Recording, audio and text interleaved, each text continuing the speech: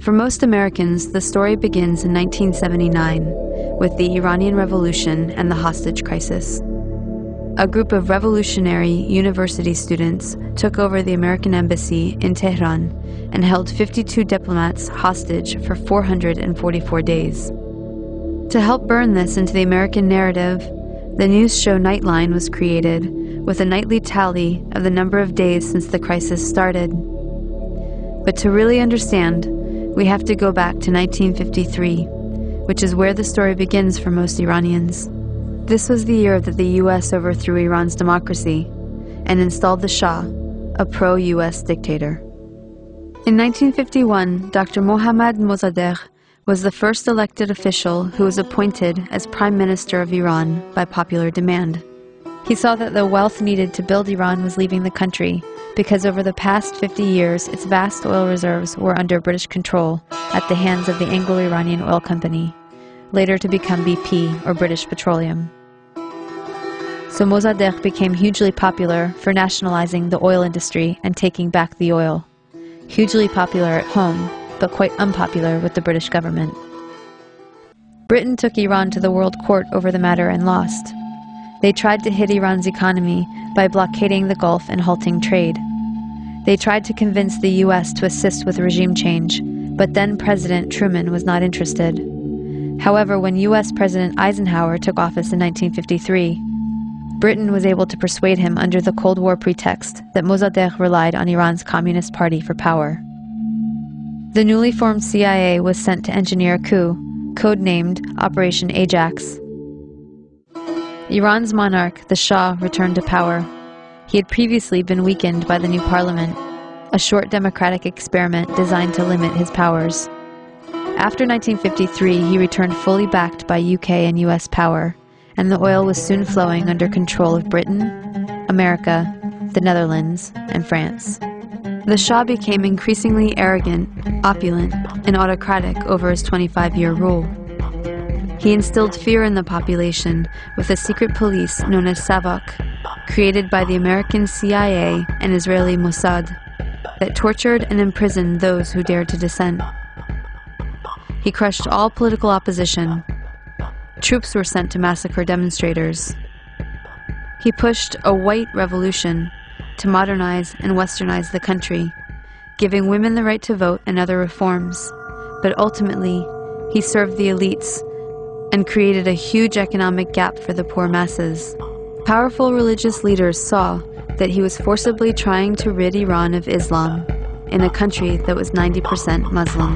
One of the Shah's leading critics, Ayatollah Ruhollah Khomeini, was arrested and imprisoned for 18 months. After his release in 1964, Khomeini was sent into exile for 14 years. From abroad, he continued his anti-US, anti-Shah campaign through sermons on cassette tapes that made their way back into Iran and circulated as people copied and shared them.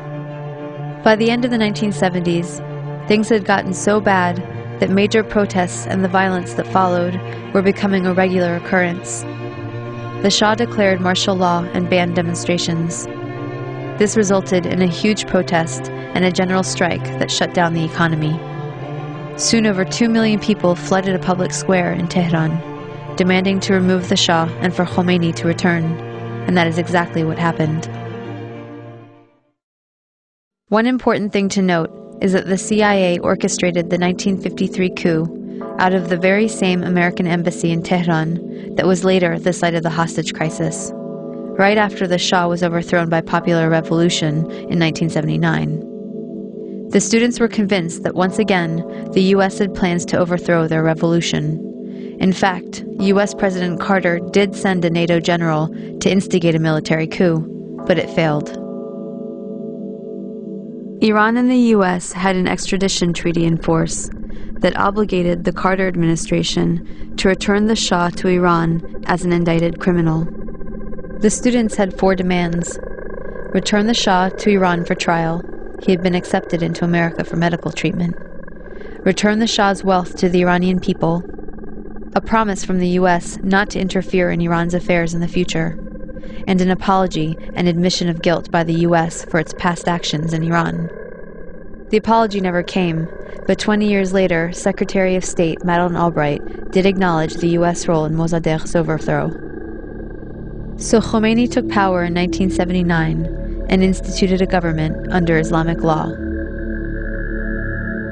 Within a year of the revolution, Saddam Hussein invaded Iran without provocation, seeking control of Iran's oil-rich Khuzestan region and key oil shipping waterways.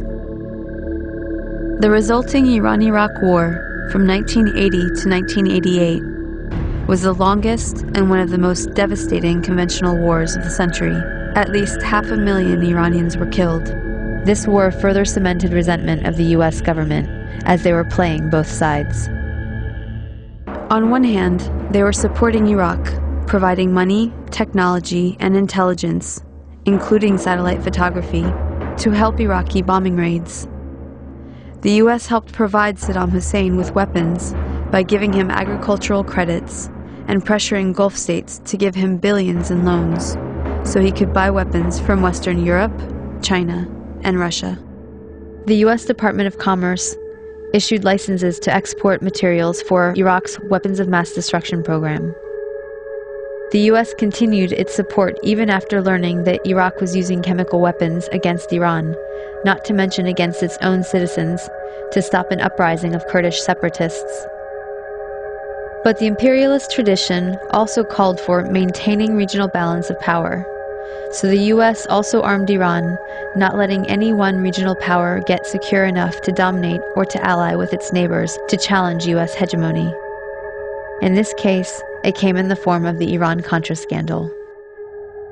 U.S. President Reagan needed money to fund an unjustified war against Nicaragua, but was forbidden to do so by Congress. So U.S. arms were illegally sold to Iran through Israel and South Africa, and the proceeds went to the Nicaraguan Contras.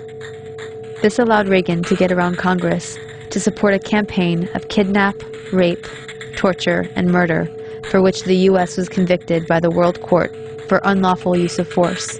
In other words, state-sponsored international terrorism. The ruling was ignored. Khomeini died in 1989, shortly after the war ended. He promised democracy, but essentially had become the next dictator. Although he improved literacy and much-needed healthcare for the masses, he also imposed censorship, violently crushed political dissent, and attacked women's rights.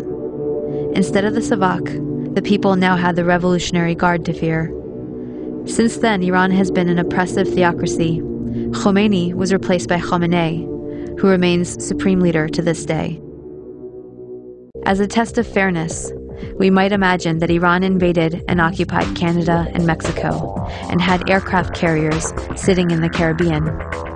Imagine then if Iran had the power to label the U.S. the axis of evil and cut us off from the rest of the world, and then threatened to attack us if we didn't stop generating nuclear power. What if Iran had overthrown the U.S. government 50 years ago and installed a dictator friendly to Iranian interests, who kept it in power for 25 years? At that point, imagine that Christian fundamentalists, who currently represent about a third of the U.S., took power and began ruling under church law, followed by an unprovoked invasion by Canada, supported by Iran and ignored by the UN, in which it nearly destroyed the U.S. Would it be possible to imagine Iran as liberators?